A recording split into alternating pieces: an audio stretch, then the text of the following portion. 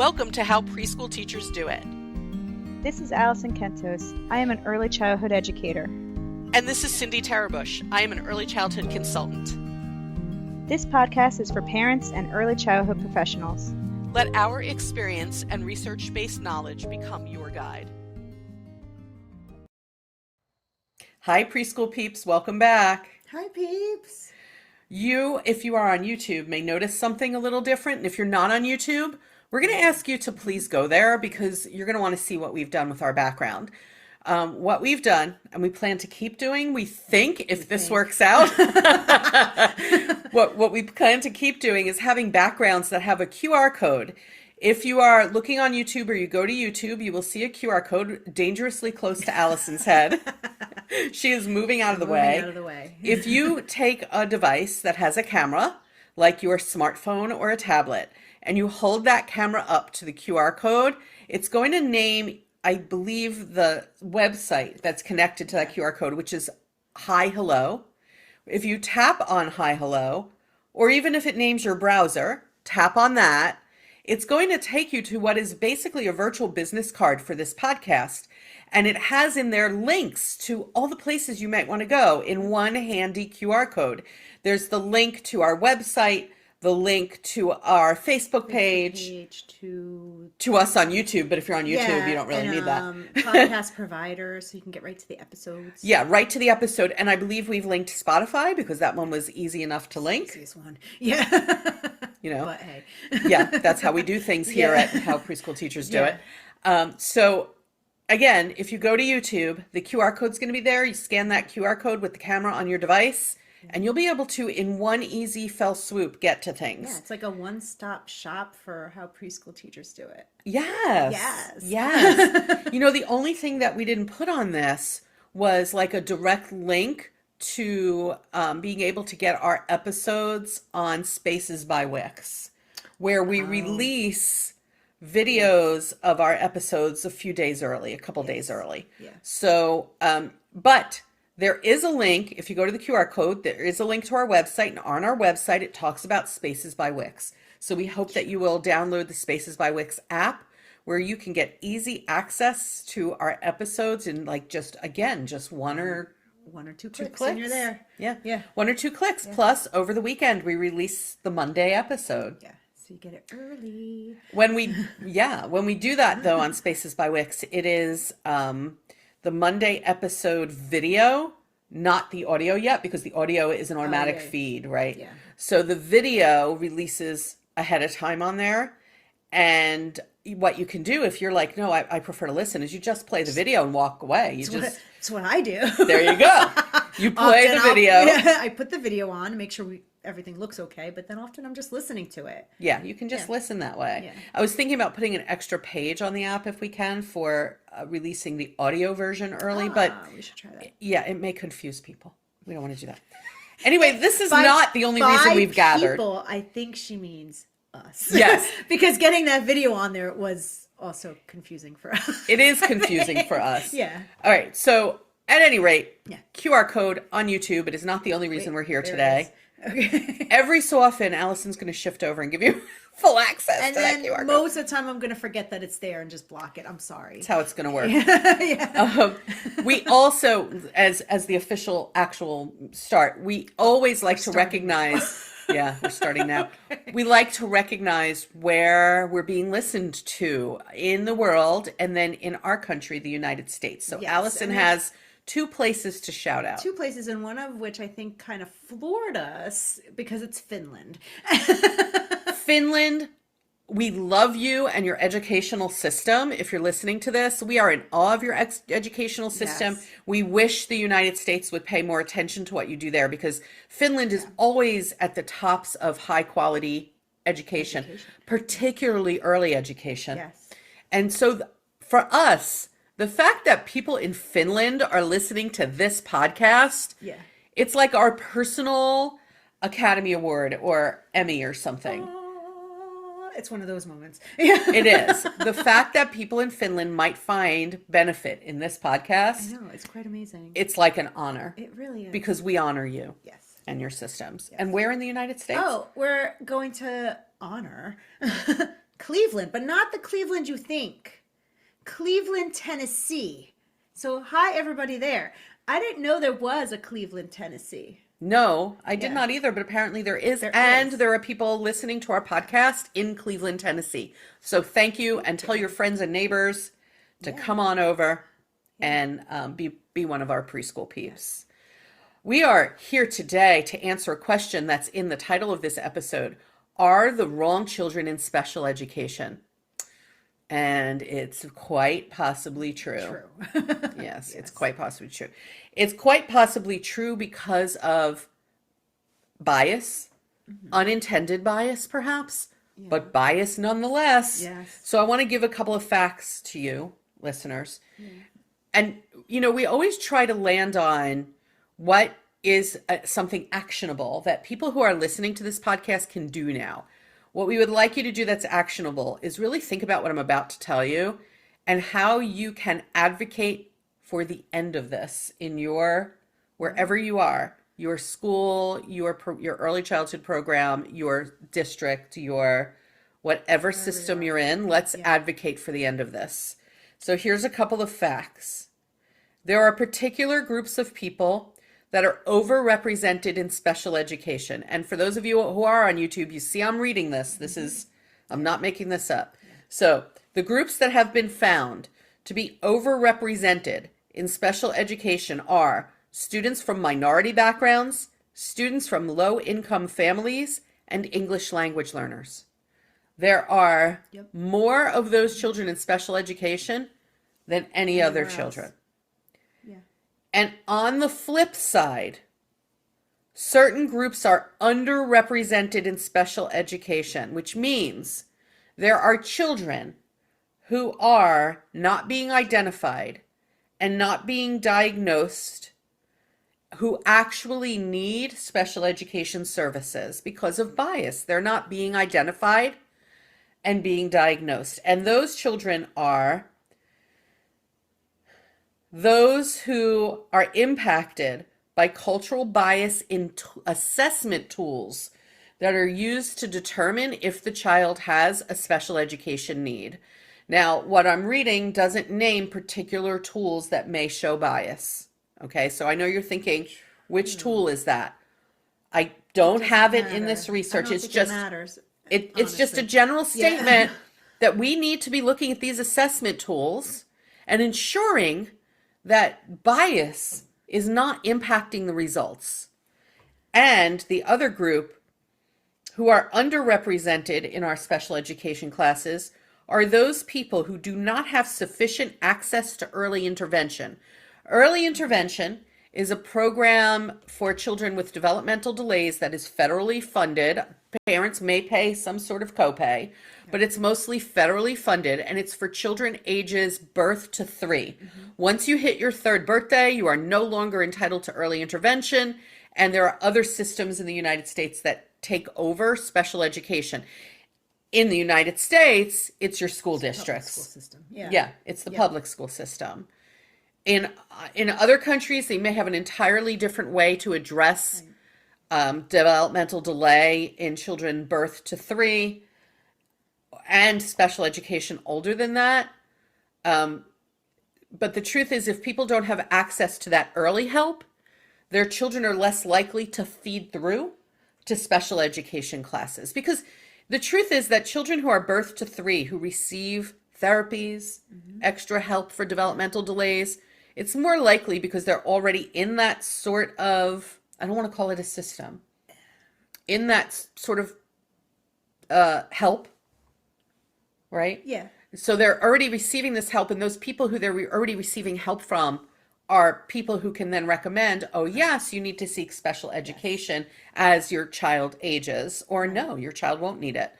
And they can help advocate for that. But if the child does not have access to any of that, then there's fewer people advocating for that child. It's true. And I think it's harder to get in if you don't have the person advocating for you. Like your parents could advocate for you, but I think oftentimes if it comes from somebody already in, for lack of a better word, the system, then it's harder to get the services that you need. I mean, I can tell you that I've worked with children and families where the children are receiving intervention and positive supports from birth to 3. And those specialists help. Yes. They help a A lot lot. with guiding families to seek what their children need as they get older, and also providing them with statements and resources and Well, visits they- to the special education people they- to let them know what's happening. It's like they know how to navigate the system. Right. I think.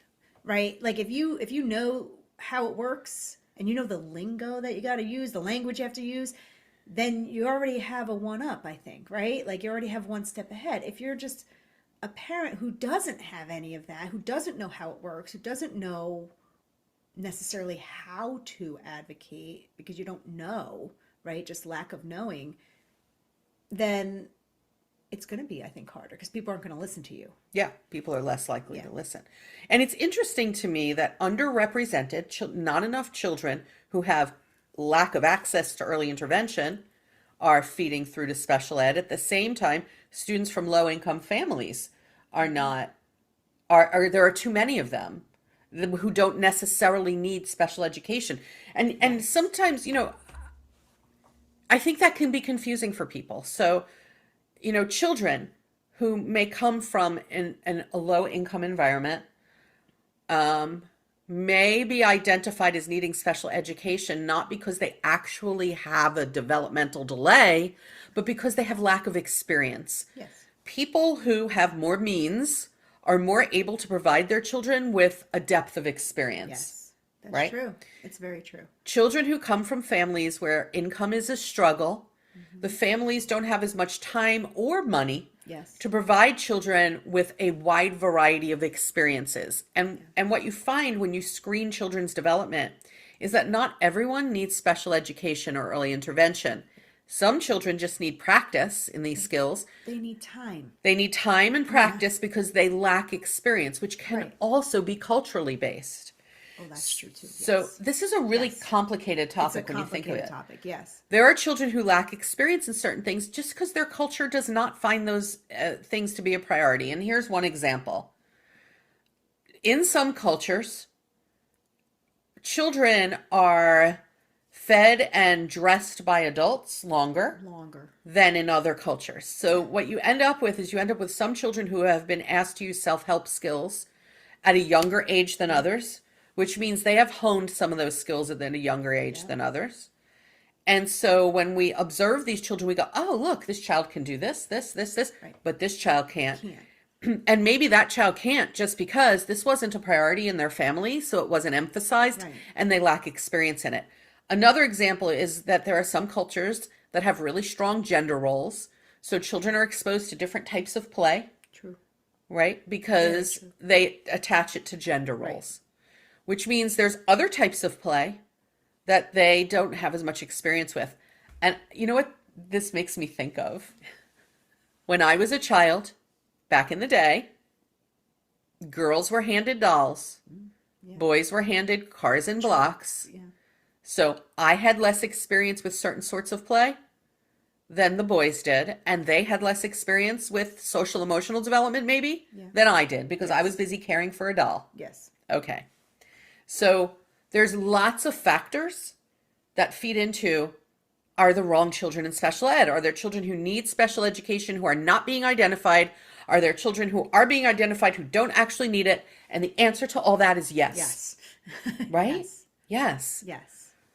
So I think as far as we're concerned as individual professionals, Allison, and you can let me know what you think of this, I think one of the things that we need to be doing is really thinking about, when I'm observing this child,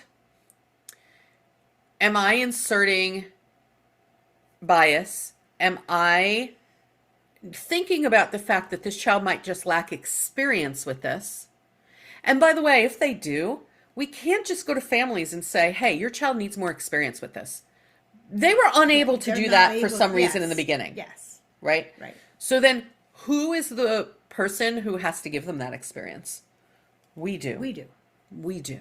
Right. But you had to give time to give that experience, right? You can't just. It all to me, the bottom line is you need to give time. It takes a long It time. takes a long time, right? Like, so And I know some of these like assessments happen like really quickly in the beginning of the school year, and some of the students I had never have been in school before. Yeah, that's So, another like, thing. If the children have never been in an early childhood, a formal setting of Yeah. any kind, how would they know how to do any of this? They wouldn't. They wouldn't. And then here you are giving them this test, for lack of a better word, kind of thing, and they're like, "What are you talking about?" Right? So for me, it's like, why are we first off, give the kids some time, and do it later in the year, I think, or maybe mid-year, like where they've had time to kind of settle into school, like. To me, and giving all those experiences that they probably need to do better on these assessments also takes time. Yes. So maybe the timing of the test is also an issue. I think you're right. I think that all of this can be an issue. And Yeah. one way we can figure out which children may lack experience and just need extra practice in our early childhood programs, and which children actually might have a potential delay, is to use a non-biased developmental screening tool. Yeah. But the people who put this tool out need to be able to prove to you that bias was tested. This was tested in cultural variations. It's still valid. I don't know if a lot of them have been. Some of them have. But Yeah. like I feel like the one that we use at my school, like I have a boy who speaks Russian in my class currently right now. And I could give the test in English or in Spanish. There is no other alternative. And I Are get you it. sure? Because they mostly have been translated into like I 30 have languages. Asked a million different people and Really? they cannot find one in Russian. I don't know wonder- if it's just maybe Russian, like they found it in other languages. And I also need to find somebody who speaks Russian in order to give it to him, which is, I did Yes. find a parent at the school who can do it. But then it's an issue. So now he's not doing as well on this assessment, but I know he knows his stuff because I've observed him in class. So like, it's just a matter of like, he's not set up for success for this test. So but what you're doing then is you're inserting your humanity. You're saying, I know this child, and I know this child doesn't have a delay. The child just simply can't communicate. But when in my school, if you score a certain point, it doesn't matter. You automatically get referred. Okay, that's not. And that's not right, but that's what happens. And so like You're in a public school system. Yes. I just want to put that out there. That's not what happens in private centers. Then I have to sit there and be like, no, I'm pretty sure it's a language issue, not. Yeah. But they're like, but how do you know? And they keep saying, how do you know? I'm like, because I know this boy. That's how I know. Like, trust me that I know what I'm doing when I say I know that he knows his stuff. When children are in private childcare programs, they can't just go refer. That's not even allowed. Right. You have to do this in conjunction with the family. Right. In a public school system in the United States, it works a little differently. So I just wanted to make it clear you're working in a public school system, because I don't want people who are working in private programs to suddenly go, oh, wait, I can refer. No, you can't. No. But in the public school, you can. Yes. Yeah. Yeah, because they already have their own whole system set up for that. Right. At any rate. Right. And still, that's a flawed system too, as I just described. Like, it's not. Yeah, it's not perfect. It's not perfect. There are no perfect systems. No. And I think that's why we have to insert our humanity. Yeah. And we have to think, could bias of some kind be impacting what we're seeing here? Whether we think the child should or should not be in special education because there are the wrong children sometimes in these classes. Yeah. And if we realize that, then we have to say something. We have to do something about it. Yeah. So keep an eye out to ensure that you're considering everything, right? We're considering everything. We're taking a look at the things, and I'm going to read them again. I'm going to pull it up in front of me and read them again. Remember that there are an overrepresentation of children from minority backgrounds, low-income families, and those who are learning English in our special ed classes. And our special ed classes there are children who should be there, are not being identified because there are some assessment tools that might have cultural bias, and because if the families lack access to early help for their children, no one's helping them feed through. Yep. Oh, it's a lot to think about. It's a lot. You know, I'll just sort of conclude with this. Okay. When I was a classroom teacher, which it was back in the day now. Okay, I haven't been a full-time classroom teacher in a while because I was a director after that. Yeah. But when I was a classroom teacher, there was so many times when a child seemed to be behind. We didn't have a lot of information back then about developmental delay coming out into our private programs. Yeah. Doing screening was not something that was done universally. So we didn't know much. Right. And I remember I used to say, I think this child needs to be evaluated. I think this child needs to be, even as a director, I think this child should be evaluated. And there were children who were then evaluated and didn't qualify. Yep. Yep. Or there were children where I was like, no, I think it's okay. But I had no evidence. I wasn't Right. using You're specific just- tools. Yeah. A lot of it back in the day was guesswork. Yeah. We don't need to do this guesswork anymore, but we do need to insert our humanity. Right. Really take a look at what's happening around us. What is the background of this child and family? What do I know about this child and family? And folks, if you're thinking, I don't know much about this child and family, you need to put out your hand in partnership, develop a relationship with them so that they're willing to tell you things about their family. Right. So that we can learn who maybe actually needs these services Sure. and who's being put there who doesn't. Yep. Yeah. Lot to think about. It's a lot. All right, we're going to let the people go think about it. Next week, we have a super fun episode. This was a heavier episode. So Super we are excited. following, I know I'm excited about next week's too. We're super excited about next week's episode. So we hope that you will come back and join us here at How Preschool Teachers Do It. And again, on YouTube, Allison's moving her head. There is a QR code that you can scan with your camera and get all the links you need for us, we think. We think. And if you're thinking, oh no, I wish I had a link to this, please let us know through the contact form on our website because I can probably add it. Yeah. Take care, preschool peeps. Bye, peeps.